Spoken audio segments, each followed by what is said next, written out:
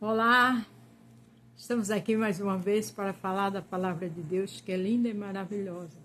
Estamos trabalhando no livro de 2 Samuel, capítulo 11. Hoje vamos terminar ele, do 18 ao 27, onde se trata da morte de Urias. Quando Davi ontem, fez de tudo para ele ir para a sua casa, ele não foi. A esposa dele estava grávida de Davi, e aí Davi resolveu mandar ele de volta para a guerra. Mandou uma carta, onde essa carta, o general Joabe ia colocar ele como comissão de frente, onde não tinha como ele escapar. Mas, às vezes as pessoas fazem as coisas, eles pensam que está no escondido, no oculto, mas Deus vê tudo. A Bíblia diz que os olhos do Senhor estão diante dos bons e dos maus. A Bíblia diz que ele se inclina para ver a terra. Ele sonda nossa mente, nosso coração. Tem algo que eu acho assim, sabe, fora do comum e que foge da nossa mente humana. É quando ele diz que antes da gente existir, ele já nos conhecia. Você sabe o que é isso? Até o nosso cabelo está contado. Não é o meu e o seu, é o da humanidade. Onde que alguém se esconde do Senhor? Não é verdade? Hoje a gente vamos terminar esse capítulo, onde Joabe manda a notícia da morte de Urias. O tema é Deus vê tudo, mas age no tempo. No tempo a gente recebe, seja o bom ou seja o ruim. Aí você diz, Deus é mau? Não. É a nossa escolha. É a gente que vai dizer o que a gente plantar, a gente vai colher. Não é verdade? Se você vê pela manhã, bom dia. Se for à tarde, boa tarde. Se for à noite, boa noite. 2 Samuel, capítulo 11, a partir do 18. Então Joabe mandou a Davi a notícia da batalha. Ele disse ao mensageiro o seguinte: se depois que você contar ao rei tudo sobre a batalha, e ele disse ao mensageiro o seguinte: se depois que você contar tudo sobre a batalha, ele ficará zangado, pergunte por que vocês chegaram tão perto da cidade para lutar contra eles.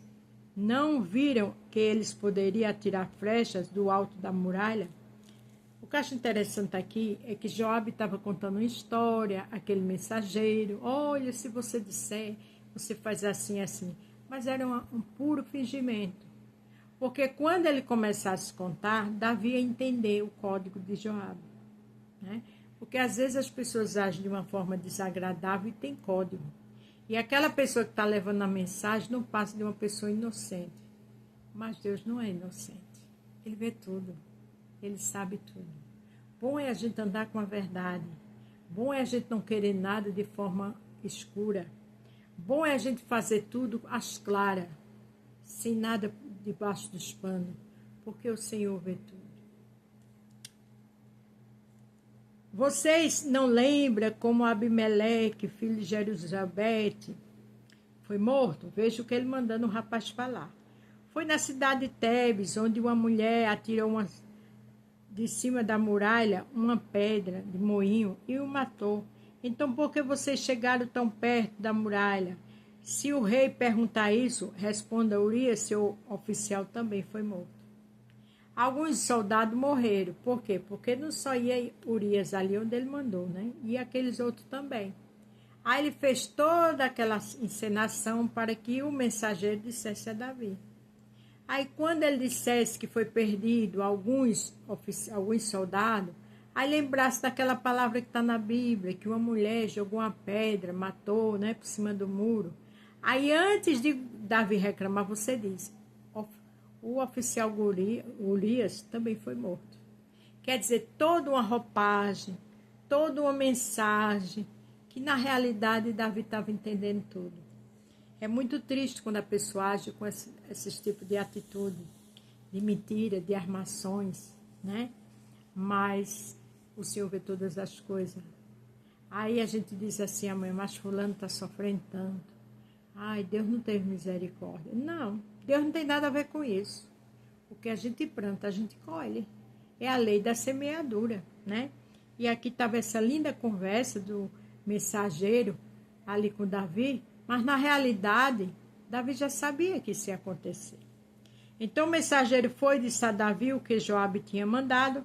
O mensageiro disse assim: os inimigos eram mais fortes do que nós e saíram para fora da cidade para lutar em campo aberto, mas nós os forçamos a voltar para o portão da cidade. Então eles atiraram flecha do alto da muralha contra nós, e alguns de seus oficiais foram mortos, e o seu oficial Urias também morreu. Aí Davi respondeu ao mensageiro: anime Joabe. Veja, Joabe manda cheio de malícia, e Davi ainda manda com mais malícia ainda. Avisa Joabe e diga que não fique preocupado, pois numa batalha nunca se sabe quem vai morrer. Diga-lhe que ataque com mais força até conquistar a cidade. Quer dizer, Davi sabia que naquela comissão de frente, quando colocasse Urias, ele ia morrer. Joabe também sabia, mas só teve que mandar outros oficiais também, porque seria muito estranho se só mandasse Urias. Quer dizer, alguns morreram por conta de Urias, que também tinha que ser morto. Não é triste isso? A gente tem que andar com seriedade. A Bíblia diz: se for fiel no pouco, te colocarei no muito. A fidelidade faz toda a diferença. José foi fiel e passou por situações terríveis. Daniel, na cova dos leões, foi fiel. E Deus ajudou, abençoou, deu livramento. Então não vale a pena ter esse tipo de atitude. Armar, maquinar, não vale não. Porque vem a colheita. Betseba soube que o marido tinha morrido e chorou por ele. Depois que passou o tempo de luto, Davi mandou trazê-la para o palácio. Ela se tornou sua esposa e ele lhe deu um filho. Mas o Senhor não gostou do que Davi tinha feito.